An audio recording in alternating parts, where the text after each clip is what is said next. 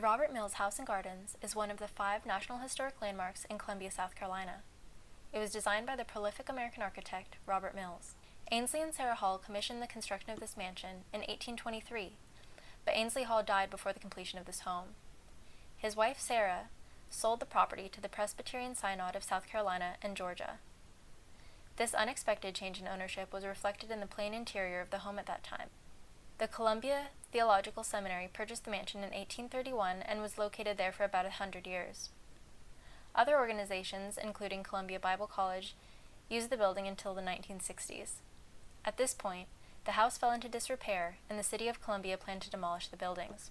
There was a group of local women who knew the association with Robert Mills as being architect, and they said, no, this is too important, it's got to stay here. So this is, when we think of historic preservation in Columbia, this is the very beginning of it.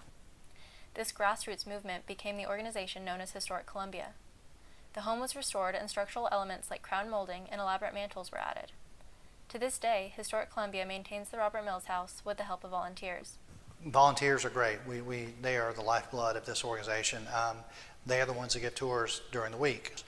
I have a couple of volunteers that come to clean house. Each week we do one house. Through tours and other educational efforts, Historic Columbia presents a comprehensive history of antebellum life. One thing that we always want to make sure we do is include everybody that was associated with the site.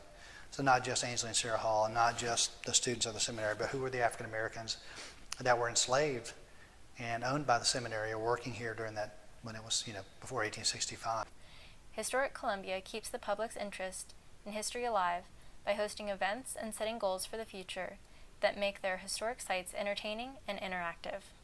For me, house museums need to have fun. And that includes, the staff and also the folks that come to visit. A house museum is like a shark. It has to keep moving forward or it dies.